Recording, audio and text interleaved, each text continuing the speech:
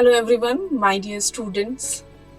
I'm Dr. Sandhya Sharma. Today we will discuss about the subject corporate communication. So before understanding what is the need and importance of this subject in journalism and mass communication, we would discuss about the basic meaning of corporate communication. This is a very new subject which is introduced in journalism and mass communication. So let's start with the lecture. So what is the basic meaning of corporate communication? Corporate communication is made by two, corporate and communication. So as we all aware about corporate, a place where we do the formal communication basically, and as we are journalism and mass communication students and teachers, we are very much aware about communication, which is described as a two-way process, sender and receiver and all these things. So corporate communication, as written here, the word corporate is derived from the Latin word corporus, which means body or body of people, any of the organization. Like in each and every organization, if it is any public unit, private organization, government organization, certain sort of communication is used by that organization for communication, to build PR, to maintain their stakeholders and publics, whether it is internal or external. There are certain tools and techniques to build and earn the public, to sustain in the market, basically we can say. So the corporate represents a group of people authorized to act something. Each and every individual of the particular organization is liable and representative of that particular organization. So if someone is talking about anything related to the organization they are associated with, they can talking to the public, whether it is internal or external, they are talking on behalf of that particular corporate organization. So corporate communication at its simplest is primarily a mechanism to produce, we can say, a process, a mechanism to communicate, to manage a relationship with between and within organization, and communication with the outside world, who could affect overall performance of that particular organization. These relationships must be viewed in a long-term strategic purposes. So it is very important for any organization to maintain their good relationship with their external and internal public, which totally depend upon the type of communication they are doing. Hope you understand the basic meaning of corporate communication. So here, what is the nature of this corporate communication? Here are certain points. So we'll discuss about these topics in brief. It is a management function. Yes. In each and every organization, management is very much required to manage our stakeholders, our public, our customers, we can say, our target audience in the terms of journalism mass communication. Who is our target audience? We need to manage those people. So we need to manage each and everything. So each and everything, anything and everything includes communication. And if we are working with an organization, so their management is required. So this is the nature of this corporate communication. Second is, it is integrative.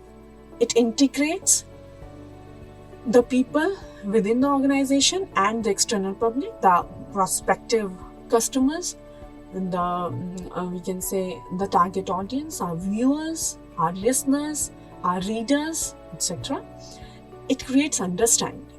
It creates understanding between the stakeholders, different stakeholders any organization is having, and the publics. internal and external both. It is pervasive, it is very pervasive function and nature, and we can say it is spreading each and every important information with the public. It is mostly formal, yes. If we are talking about corporate communication, it is mainly talking about the formal communication and following the formal communication process only. It is a dynamic and continuous process, because if we break the communication process, then we could not get what kind of feedback and what kind of reaction we are thinking about the people and from the public. Yes, it is a long-term process. It is not a process which could give us a feedback on an immediate basis. So it is a continuous efforts of an organization to build, to sustain, to survive in the market. And it is interdisciplinary. As in communication, there's a say, it's a two-way process. One is sender, another is receiver. We all are aware. If sender sending, receiver is receiving, and receiver stops responding, then feedback interrupts. No feedback is there, and communication process ends. So it is interdisciplinary. And we, internal public and external public, both are interdependent on a particular organization. An organization communicate to the internal and external public the same thing with the help of communication. And we are saying this corporate communication. Last is, it is very complex. Yes, in an organization, there are certain, we can say, up and downs are there, crises are there, our product and services, we are launching something, we are relaunching something, we are introducing something. So each and everything is required communication. And we are following a pattern of that corporate organization, then we must follow the procedure, the system, the publics, the stakeholders. We need to manage all of them, which is very complex. So these are the points which includes under the nature of communication, corporate communication. Now there are few tools how we can manage the corporate communication. So it is mass media. With the help of mass media, each and every organization is now these days are having their mass media tools, and they are using it. They are having their own website, they are having their social media pages, something like that. So yes, this is a tool of corporate communication. Spoken word plays a very vital role in communication. Whatever we are communicating, our each and every single word is very important.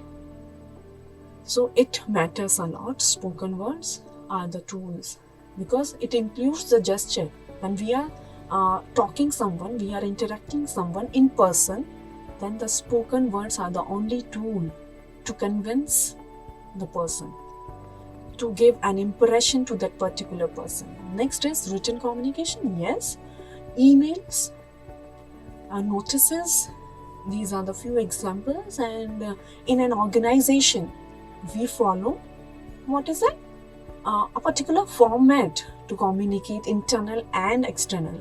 Press release is an example of written communication for external public.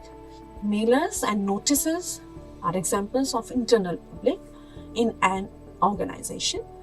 Then photographs, whatever has been done by an organization during a particular annual year.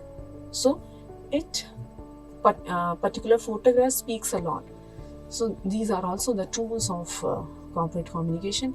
The photographs of exhibitions, fairs, etc. Next point is also exhibition and fairs. So exhibition organized by that particular organization, they exhibit their products and services somewhere, any of the fairs. So this is also a tool, so that people can know about our organization and we can interact with them at any of the platform, whether it is national, international, state, etc. Next is audio visual media. We can also use audio visual media as a tool for corporate communication. Research plays a very important role, and it is a very strong tool in any of the corporate communication, because we are growing each day, and it is the responsibility of that particular organization to know what kind of addition, what kind of advancement, what kind of technology is using by their competitors, and what kind of we can say demand is there in the market, and how can we make our product better than our competitor.